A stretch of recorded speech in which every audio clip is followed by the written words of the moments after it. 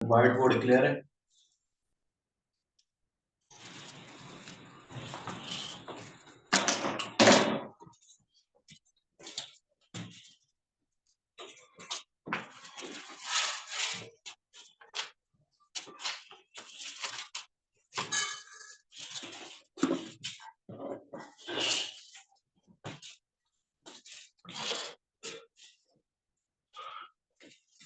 हाँ जी, आवाज आ रही है।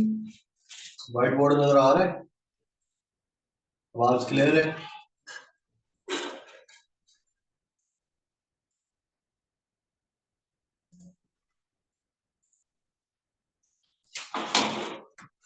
आवाज आ रही है आप लोगों को।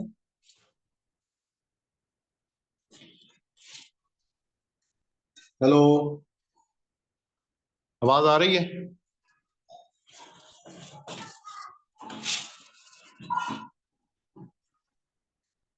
ठीक है, आज हम पढ़ेंगे ऑटो कोरिलेशन।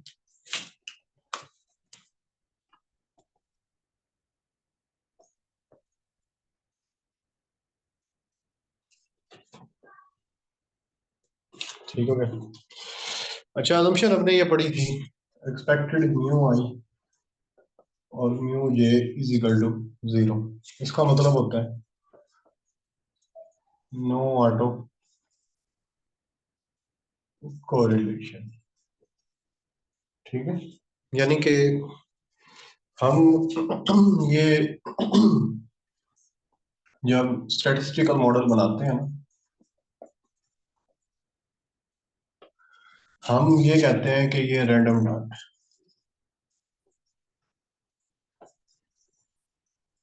ठीक हो गया।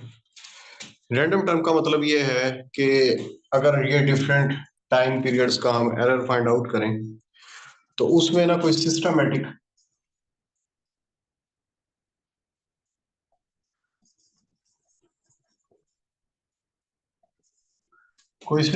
रिलेशनशिप नहीं होता। ठीक हो गया। किसके अंदर, अगर ये एरर फाइंड आउट करें, और इसे हम क्या कहते हैं, ये रैंडम होता है। मगर हम देखते हैं कि सम टाइम ये होता है कि ये म्यू आई, इसको म्यू टी कह लेते हैं करंट को, और प्रीवियस ईयर्स के जो एरर्स हैं उसको mu T I minus one कह लेते हैं। उनको जब हम ग्राफ के ऊपर प्लॉट करते हैं ना, उनके दरमियान कोई ना कोई सिस्टमेटिक रिलेशनशिप आ रहा होता है, तो उसे हम क्या कहते हैं, ऑटो कोरिलेशन कहते हैं। और जो ये हमने एज्यूम किया था, expected mu i mu j equal to 0, ये वाली assumption हमारी वायलेट कर जाती है कि करंट ईयर का एरर प्रीवियस ईयर्स के एरर्स में रिलेशनशिप पाया जाता है। तो इस वजह से इसमें इसे हम क्या कहेंगे, ऑटो कोरिलेशन कहेंगे। ये तो इसकी डेफिनेशन होगी। ठीक है। अगर इसकी हम ये म्यूटी माइनस वन, सपोज मैं इनको यहाँ प्लॉट करता हूँ आपको समझाने के लिए, 1 2 3 और 3 4 5, यानी कि ये इंक्रीज हो रहा है सिस्टमेटिकली, ये भी इंक्रीज हो रहा है। ठीक हो गया। इसमें जब कोई ऐसा रिलेशनशिप मिलेगा, हमें लीनियर रिलेशनशिप मिल जाएगा, नॉन लीनियर भी हो सकता है, तो उसे हम क्या कहेंगे, ये ऑटो कोरिलेशन का प्रॉब्लम है। बट हमने अब जो ये एस्टिमेटर कोफिशिएंट फाइंड आउट किए हुए हैं, वो तो हमने इस अजम्पशंस के ऊपर फाइंड आउट किए हुए हैं कि नो ऑटो कोरिलेशन। अगर हम इस अजम्पशंस के ऊपर इन पैरामीटर्स को फाइंड आउट कर लेते हैं तो फिर हमें क्या कॉन्सिक्वेंसेस बेयर करने पड़ेंगे, और हम ये देखते हैं कि इसकी रीजंस क्या होती हैं डाटा के अंदर ऑटो कोरिलेशन आने की। सबसे पहला तो टाइम सीरीज डाटा होता है। ये जो ऑटो कोरिलेशन का प्रॉब्लम है, ये टाइम सीरीज डाटा का प्रॉब्लम है। अब टाइम सीरीज डाटा के अंदर हमने देखा पहली रीजन इसकी क्या हो जाती है, टाइम सीरीज या फिर इनर्शिया भी बोलते हैं।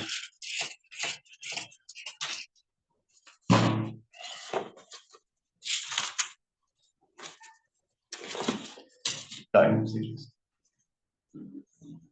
जब टाइम सीरीज पढ़ाया था ना, मैंने इसमें बताया था आपको, टाइम सीरीज के अंदर डिफरेंट कंपोनेंट होते हैं, सेकुलर ट्रेंड होता है, सीजनल वेरिएशन होता है, ठीक हो गया, साइक्लिकल फ्लक्चुएशन होती हैं जो हम इकोनॉमिक इंडिकेटर चेंज होने की वजह से हो रही होती हैं, और इसमें इरेगुलर मूवमेंट भी होती है जिसे हम नेचुरल डिजास्टर कहते हैं, ठीक है। अब वो कहता है कि जब हम कोई मॉडल बनाते हैं तो एरर्स के अंदर कौन से वेरिएबल शामिल होते हैं जो हम मॉडल्स के अंदर एक्सक्लूड नहीं करते। वो नॉन भी हो सकते हैं, जानबूझकर भी हो सकते हैं, अनजाने में भी हो सकते हैं, या हमें पता ही नहीं हो कि ये इंडिपेंडेंट वेरिएबल भी इसको इफेक्ट करता है। या सम टाइम हम ये कहते हैं कि रिग्रेशन लाइंस जितनी ज्यादा होगी, मल्टीकोलिनियरिटी का प्रॉब्लम आने के चांसेस हैं, कॉम्प्लिकेशन से बचने के लिए डिग्री ऑफ फ्रीडम्स को कम ना होने देने के लिए हम वेरिएबल्स कम रखते हैं। तो बहुत सारे वेरिएबल्स इधर चले जाते हैं एरर्स के अंदर। अब वो कहता है कि टाइम सीरीज डाटा है, लॉन्ग टर्म डाटा है, हम ये देखते हैं कि सपोज दैट बूम की सेशन, बूम चल रहा है बिजनेस साइकिल के अंदर, तो उसमें क्या होगा, प्राइसेस भी ऊपर जा रहे हैं, इनकम भी ऊपर जा रहा है, प्रॉफिट भी ऊपर जा रहे हैं, इन्वेस्टमेंट भी क्या जा रही है, ऊपर जा रही है, सारे के सारे वेरिएबल्स एक स्पेसिफिक डायरेक्शंस के अंदर मूव कर रहे हैं।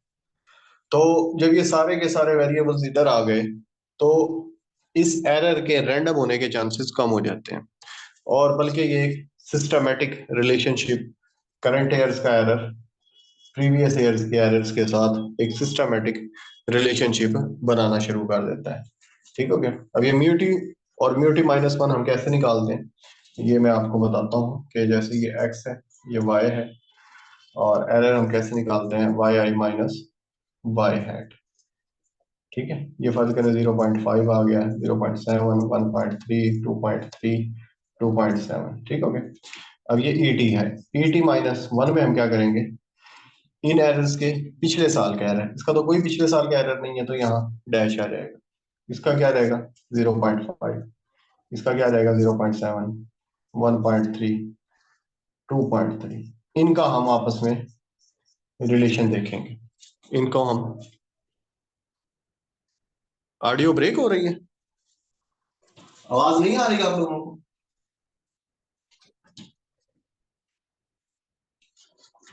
आवाज क्लियर नहीं है? अच्छा ठीक हो गया, ठीक है।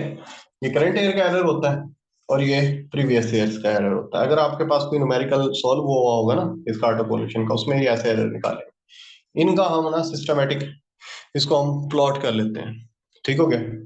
जब प्लॉट करते हैं तो वहां जाकर हमें अंदाजा होता है। अब डिडक्शन मेथड में ना मैं आपको बताऊंगा कि किस तरीके से होता है। फर्स्ट इसकी जो रीजन है, पहले मैंने आपको डिफाइन कर दिया ऑटो कोरिलेशन क्या है, ठीक है।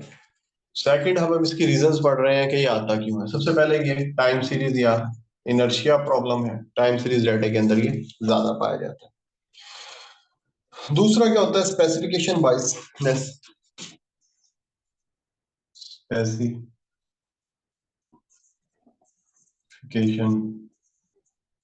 बायसनेस। स्पेसिफिकेशन बायसनेस क्या होती है कि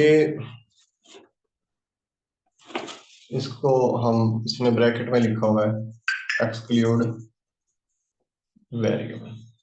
ये दो तरह की हो सकती है, मैथमेटिकल भी हो सकती है, और वेरिएबल्स आप इसके एक्सक्लूड कर लेते हैं। जैसा कि मार्जिनल कॉस्ट है, मार्जिनल कॉस्ट का क्या फंक्शन होता है, क्यू का स्क्वायर माइनस 2q प्लस 5, ये मार्जिनल कॉस्ट है आपकी, यानी कि ये क्यूबिक फंक्शन, क्वाड्रेटिक फंक्शन होता है। हमने क्या किया, हमने इसको लीनियर बना लिया। लीनियर हमने क्या किया, 2q प्लस 5 हमने इसको बना दिया, ठीक है। स्विच मार्जिनल कॉस्ट होती तो ऐसी है, पर हमने अपनी सिंपलिसिटी के लिए इसको क्या किया, लीनियर बना दिया।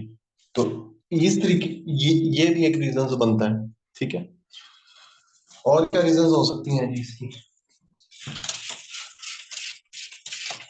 और ये रीजन हो सकती हैं कि आपने वेरिएबल्स इस तरह के, क्वांट थर्ड है quantity demand is a function of a minus b p income, income को आपने शामिल नहीं किया, वो एरर में चला गया। ठीक है, ये भी स्पेसिफिकेशन एक्सक्लूड वेरिएबल्स आ जाते हैं। उसके बाद कोब web phenomena, कोब web phenomena.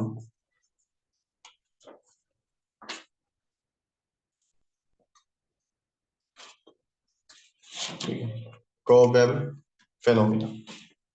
कोब web phenomena में क्या होता है कि ये एग्रीकल्चर मॉडल मैंने आपको पढ़ाया भी है कि करंट ईयर की जो सप्लाई है वो प्रीवियस ईयर की प्राइसेस के ऊपर डिपेंड कर रही होती है। तो हम मॉडल क्या बनाते हैं, alpha plus beta previous year price plus error. अब ये सिर्फ इस प्राइसेस के ऊपर डिपेंड नहीं कर रही होती, बल्कि उससे पिछली प्राइसेस के ऊपर भी डिपेंड कर रही होती है। ठीक है, हमने वो सब की सब प्राइसेस क्या चली गई, इधर चली गई, और ये जो एरर है आपका जिसको रैंडम होना चाहिए था, ये रैंडम नहीं रहेगा। यहाँ जाकर एरर्स वेरिएबल होने की वजह से कोई सिस्टमेटिक रिलेशनशिप बनाना शुरू करते हैं। लैग्स होते हैं, लैग्स में जो आपका डिपेंडेंट वेरिएबल होता है वो सम टाइम इंडिपेंडेंट भी होता है प्रीवियस ईयर्स का। जिस तरह की कंजम्पशन है, हम क्या लिखते हैं, consumption is a function of income. पर आपकी जो कंजम्पशन है वो इनकम के अलावा प्रीवियस ईयर की कंजम्पशन के ऊपर भी डिपेंड कर रही, प्रीवियस ईयर की इनकम के ऊपर भी डिपेंड कर रही होती है। अगर हम वो मॉडल में इंक्लूड नहीं करते तो वो भी सबके सब किस में जा रहे होंगे, रैंडम टर्म्स में जा रहे होंगे। Manipulation of data, manipulation of data, sometime हमारे पास डाटा मिसिंग होता है, हम क्या करते हैं वो मिसिंग डाटा की एवरेजेस ले लेते हैं, तो उस रीजंस की वजह से भी ऑटो कोरिलेशन का प्रॉब्लम आता है।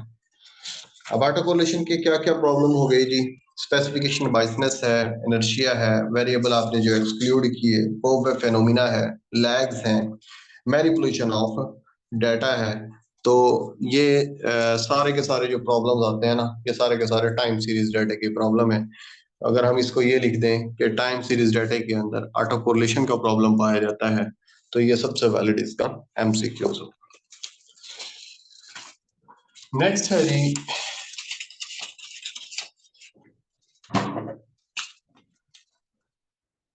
कॉन्सिक्वेंसेस।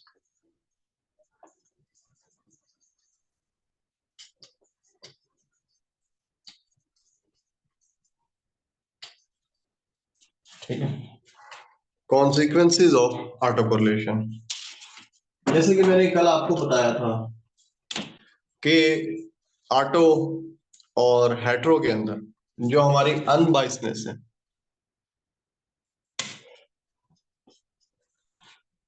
अच्छा ब्लैक मार्कर यूज करें, ब्लैक में यार मैं इंक डालना भूल गया हूँ, तो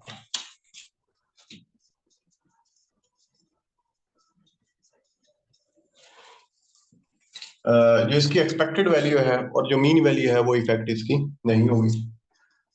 ये भी क्या करेगा, जो आपका वेरिएंस है उसको इफेक्ट करेगा, वेरिएंस ऑफ बीटा। अगर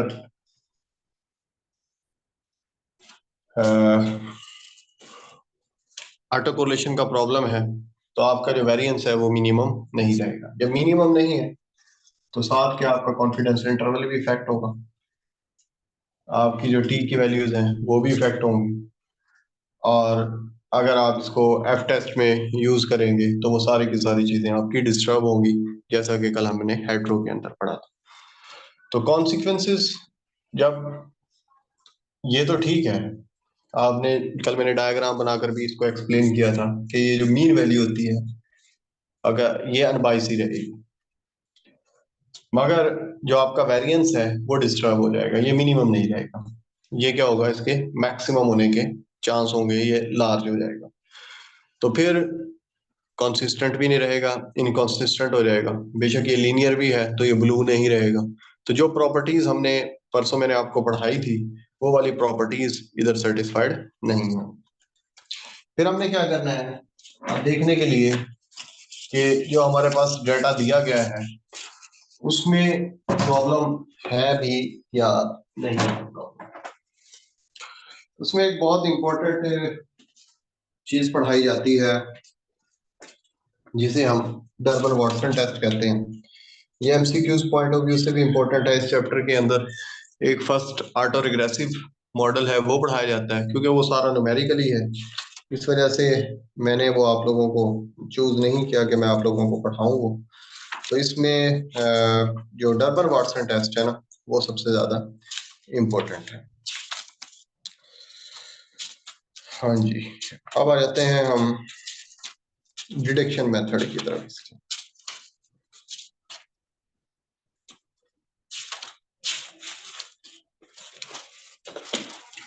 deduction method of auto correlation. सबसे पहले इसका ग्राफिकल मेथड होता है, ठीक है।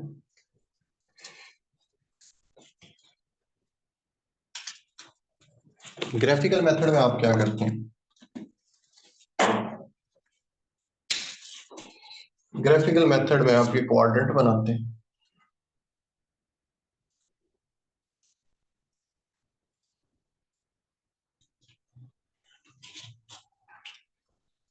फर्स्ट क्वाड्रेंट, सेकंड, थर्ड और ये आपके पास फोर्थ होता है।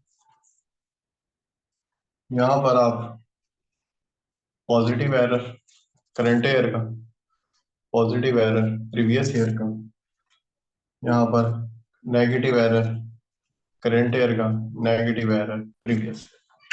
इस तरीके से हम इसको फिल कर लेंगे।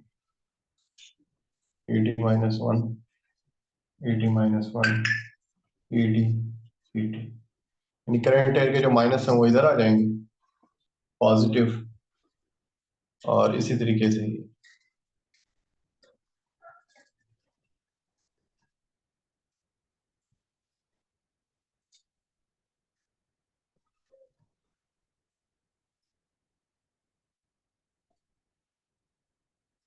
और जो हमने अभी एरर फाइंड आउट किए थे ना इधर इस तरह म्यूटी, म्यूटी माइनस वन या करंट ईयर का एरर और प्रीवियस ईयर का एरर, ये भी मैंने फाइंड आउट करना सिखाया था आपको। यहाँ वैल्यूज आ जाएंगे आपके पास 0.5, 0.6, 0.7, 1.3, इधर क्या रहेगा 0.5, 0.6, 0.7, इस तरह के हमारे पास करंट ईयर का एरर और इसी से हम प्रीवियस ईयर का एरर को फाइंड आउट कर लेंगे। और इधर जहां जहां पर इनकी जगह होगी ना सीक्वेंस की, उस तरीके से इनको प्लॉट करना शुरू कर देंगे। अब ये मैंने एरर प्लॉट कर रहा हूं अकॉर्डिंग टू ग्राफ। ये सिचुएशन आ गई। अब ये नजर आ रहा है आपको, पॉजिटिव स्लोप है, तो हम कहेंगे यहाँ पॉजिटिव ऑटो कोरिलेशन। अगर सिचुएशन आ जाती है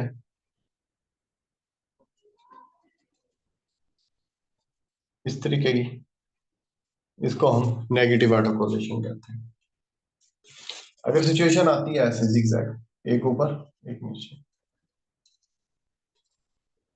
इस तरह की डायग्राम बन रही है जिगजैग, इसको भी हम नेगेटिव ऑटो कोरिलेशन कहते हैं। और सिचुएशन बन रही है ऐसे, ये सिस्टमेटिक है, ये पहला एरर टू, इस तरीके की, इसको भी हम क्या कहते हैं पॉजिटिव। नेगेटिव स्लोप है तो ये नेगेटिव है। अगर ये जिगजैग आ रहा है ऐसे एक ऊपर नीचे इस तरीके से, अगर ये सिस्टमेटिक चेंज हो रहा है तो ये भी पॉजिटिव ऑटो कोरिलेशन है। और ये पॉजिटिव स्लोप वाला ये भी पॉजिटिव ऑटो कोरिलेशन, ठीक है। तो एक तो मेथड ये होता है इसका कि हम इसको डिटेक्ट कर लें कि इस तरीके से ऑटो कोरिलेशन को फाइंड आउट किया जाता है। सेकंड मेथड होता है इसको डिटेक्ट करने का,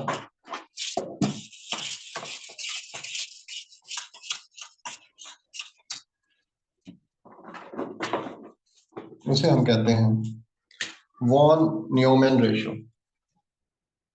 दी वॉन न्यूमैन रेशियो, जस्ट इसका नाम याद कर लेना आपने कि ये मेथड भी ऑटो कोरिलेशन को फाइंड आउट करने के लिए यूज होता है। जो सबसे इंपॉर्टेंट मेथड है वो है डर्बन वाटसन टेस्ट। ये सबसे इंपॉर्टेंट टेस्ट है, डर्बन वाटसन टेस्ट। मुझसे एक बार इंटरव्यू में भी पूछा गया था और पेपर में भी इसके आने के काफी चांसेस होते हैं। एक रन्स टेस्ट भी होता है, रन्स टेस्ट, इसका भी जस्ट नाम याद कर लेना। ये डिटेक्शन के लिए यूज होता है। ठीक हो गया। हमने जो आज पढ़ना है ना वो है Durbin Watson test. Durbin Watson test को ना अप्लाई करने के लिए कुछ अजम्पशंस होती हैं। वो अजम्पशन लिखी हुई हैं गुजराती की बुक में भी और कॉर्सेनियस की में भी।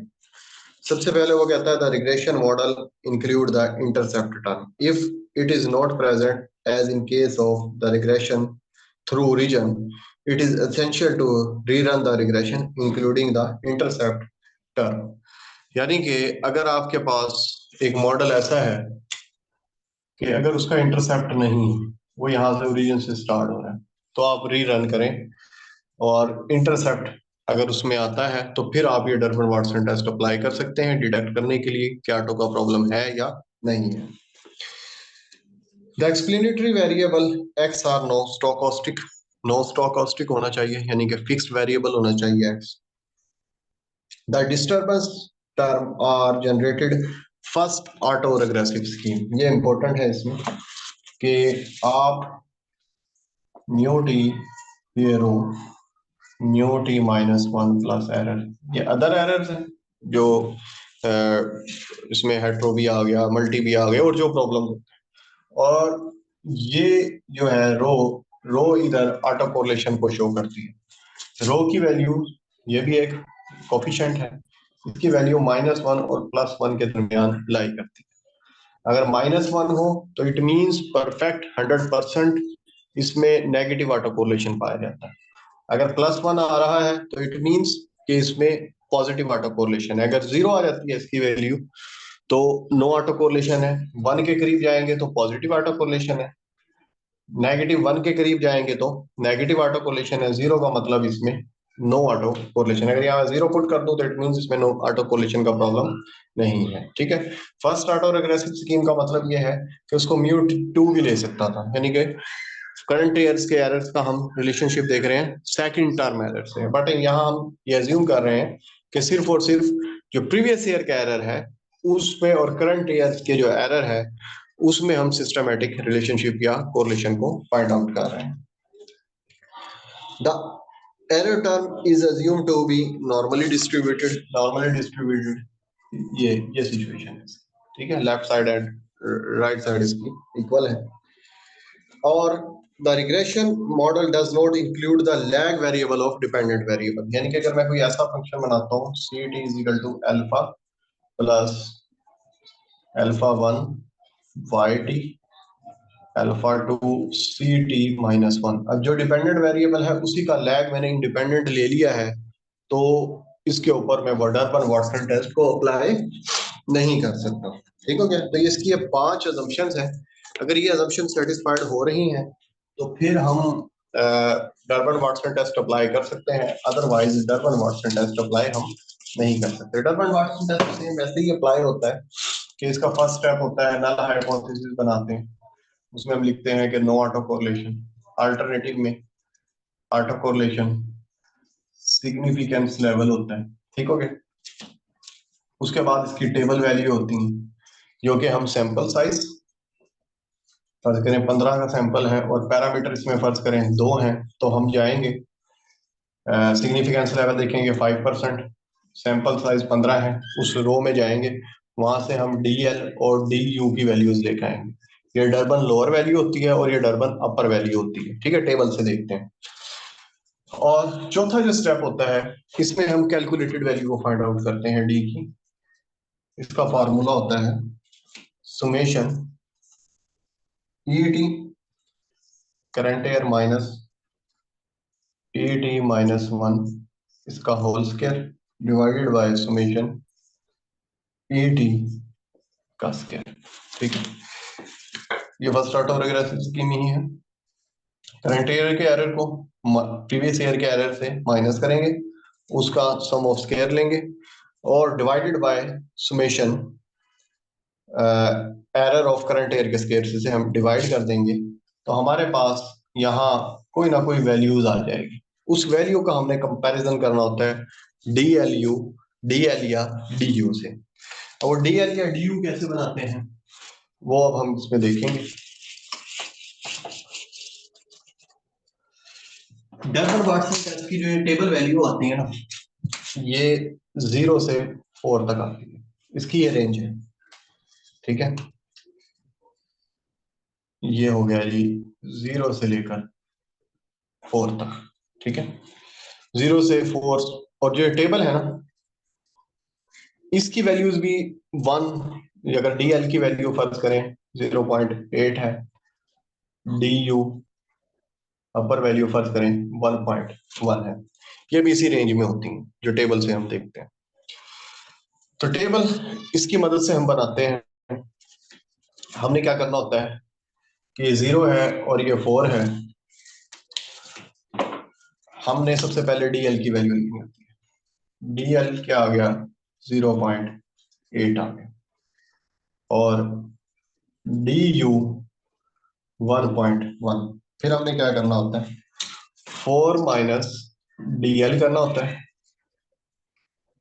4 minus D L. 4 D L क्या है 0.8, ये क्या रहेगा 3.2। 4 माइनस डी एल क्या है 3.2, और 4 माइनस डी यू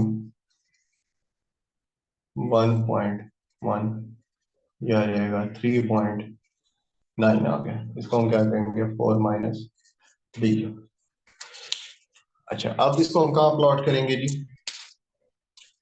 3.2 और 3 पॉइंट, ये कितना आ जाएगा एक, चलो देख कर लेते हैं, कोई समझाने के लिए मैं आपको ये कर रहा हूँ। 4 माइनस डी एल, ये है 3.2 और ये 3.9 है। 4 माइनस डी एल है, और ये क्या है 4 माइनस डी यू।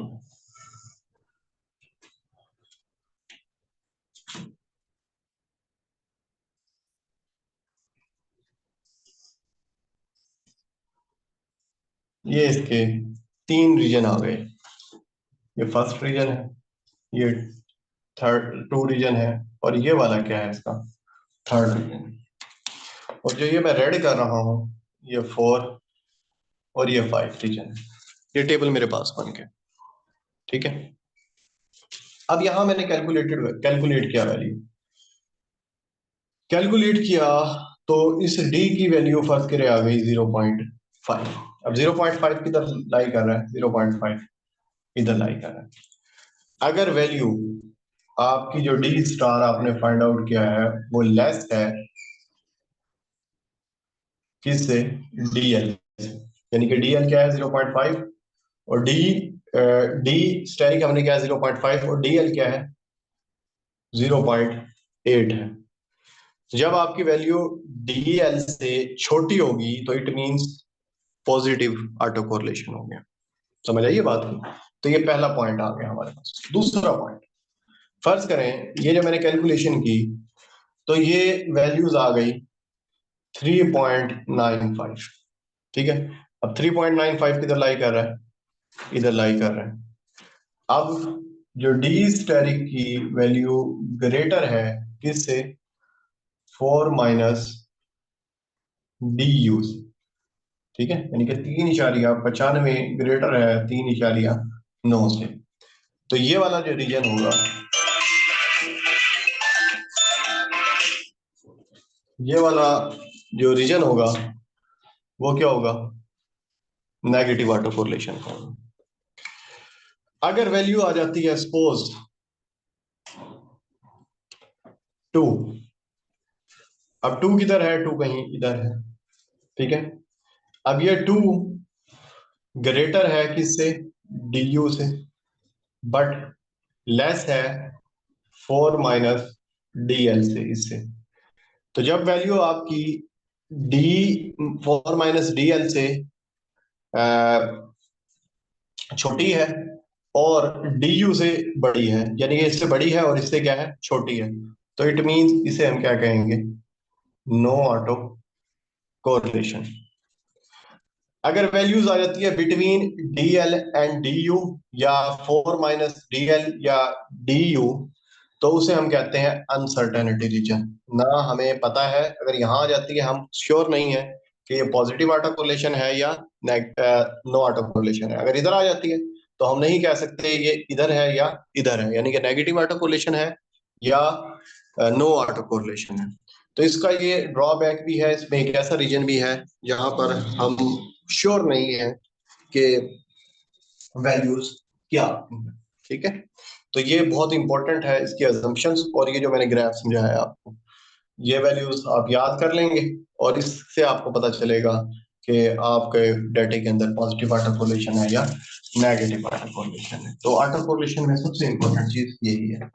अब जो ये फॉर्मूला दिया गया है, अगर इसको मैथमेटिकली प्रूव करें ना हम, तो एक स्टेज पर जाकर ये बन जाता है d is equal to 1 minus rho. ठीक है, अब रो की वैल्यू क्या है, 0 है, रो की वैल्यू -1 है, रो की वैल्यू +1 है, यानी कि ये पॉजिटिव ऑटो कोरिलेशन है, ये नेगेटिव ऑटो कोरिलेशन है और ये नो ऑटो कोरिलेशन है। अगर यहां मैं 0 पुट कर दूं तो d की वैल्यू क्या आएगी, 2।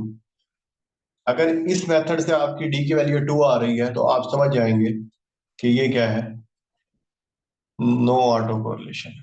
ठीक है, अगर यहां मैं 1 पुट करूं, 1 माइनस 1 0, डी की वैल्यू अगर 0 आ जाती है तो आप 4 2 0, तो आप इधर होंगे, 0 के करीब होंगे। तो इट मींस जब आप इधर हैं तो इसका मतलब क्या है, ये पॉजिटिव ऑटो कोरिलेशन है। अगर मैं यहाँ -1 पुट करूं, माइनस माइनस प्लस हो जाएगा, 1 + 1 2 2 4, तो ये क्या हो जाएगा, जब डी की वैल्यू 4 होगी तो उसे हम क्या कहेंगे, 100% नेगेटिव कोरिलेशन है। और ये स्ट्रॉन्ग नेगेटिव कोरिलेशन है, स्ट्रॉन्ग पॉजिटिव, और यहाँ क्या है, नो ऑटो कोरिलेशन। तो ये भी बहुत इंपॉर्टेंट फार्मूला है, ये जो मैंने एंड में लिखा है। अब वो कहता है कि अब आपको पता चल गया कि ऑटो कोरिलेशन है या ऑटो कोरिलेशन नहीं है। अगर ऑटो कोरिलेशन है तो फिर आपको इसकी क्या करनी पड़ेगी, रेमेडियल मेजर करनी पड़ेगी। अगर ऑटो कोरिलेशन नहीं है तो फिर आप क्या करेंगे, फिर आप वही सिंपल ओएलएस अप्लाई करेंगे और अपने बेस्ट लीनियर अनबाइस्ड एस्टिमेटर को फाइंड आउट कर लेंगे। अगर ऑटो कोरिलेशन है तो फिर हम उसकी क्या करेंगे, रेमेडियल मैयर करेंगे। रेमेडियल मैयर में क्या है, ऑटो कोरिलेशन किस वजह से आया है, क्या आपने मिस स्पेसिफिकेशन की हुई है, स्पेसिफिकेशन ठीक कर लें। और अगर आपने वेरिएबल ड्रॉप किए जिसकी वजह से वो एरर में चले गए, तो आप अपने मॉडल को बेहतर करें, उन वेरिएबल्स को शामिल कर लें। और इसकी शॉर्ट कमिंग में है प्रियोर इंफॉर्मेशन ऑन रो। अगर आपको रो का पहले पता चल गया है कि ये रो इतनी मौजूद है इसके अंदर, तो आप फर्स्ट डिफरेंस मेथड यूज कर या जैसे हमने WLS मेथड यूज किया था, उससे डिवाइड किया था, उस तरीके से भी हम इसको रिमूव कर सकते हैं। एक मेथड होता है Cochrane orchid iterative method, Cochrane orchid iterative method तो बहुत लंबा है, इसमें 2 या 3 दफा हम रिग्रेशन को रन करते हैं और रो की वैल्यू एरर का फाइंड आउट करते हैं, एरर की मदद से रो को फाइंड आउट करते हैं। इस मेथड के जरिए भी हम इसको रिमूव कर लेते हैं। डर्बन वाटसन टेस्ट के जरिए भी इसको रिमूव किया जाता है, क्योंकि डर्बन वाटसन टेस्ट हमने फाइंड आउट किया, जिस तरह की अभी डी की वैल्यू फाइंड आउट की थी। क्या था, 2 1 - 0। तो इसको सॉल्व कर लें डी के लिए। इसको हम डी टू 2 रो डी, ये आ जाएगा 2 + 2 - डी। इसको 2 से डिवाइड कर दिया तो रो इज इक्वल टू क्या हो गया, 1 - d/2। डी की वैल्यू हम डर्बन वाटसन टेस्ट से फाइंड आउट करेंगे। यहाँ डी की वैल्यू पुट करेंगे तो हमारे पास रो आ जाएगी, हमें पता चल जाएगा कितना ऑटो कोरिलेशन है। तो उससे फिर हम WLS या फर्स्ट डिफरेंस मेथड्स के जरिए भी इसको सॉल्व कर सकते हैं। तो ये इसके मेथड है, रेमेडियल मेजर है। गुजराती की बुक में भी सेम इसी तरीके के लिखे गए हैं, और जो ये है कॉर्सेनियस की बुक है, इसमें भी यही लिखे गए हैं। तो अब आप इसको देख लीजिएगा। आई थिंक लेक्चर का टाइम वाइंड अप होने वाला है। सबसे पहले हमने ऑटो कोरिलेशन को डिफाइन किया, उसके बाद उसके रीजंस को देखा कि इसमें कौन कौन सी रीजंस की वजह से ऑटो कोरिलेशन आता है। फिर हमने उसके कॉन्सिक्वेंसेस देखे कि कॉन्सिक्वेंसेस क्या बेयर करने पड़ेंगे। फिर इसको डिडक्शन किया, ग्राफिकल मेथड और डर्बन वाटसन टेस्ट को हमने डिटेल से देखा। फिर रेमेडियल मेजर के जस्ट हमने नेम देखे कि इन मेथड्स के जरिए हम इसको सॉल्व कर सकते हैं। अब आपके हार्डली इसके 2 या 3 लेक्चर्स रह गए हैं इकोनोमेट्रिक्स के, मल्टी करवानी है, साइमल्टेनियस इक्वेशन आइडेंटिफिकेशंस को हम पढ़ेंगे और ये आपका सब्जेक्ट खत्म हो जाएगा। तो शायद कल मैं क्लास ना लूं क्योंकि मुझे जाना है कहीं। अगर मैं लेट हो गया तो क्लास नहीं लूंगा। तो होपफुली नेक्स्ट वीक ये जो है इकोनोमेट्रिक्स आपकी वाइंड अप हो जाएगी इंशाल्लाह।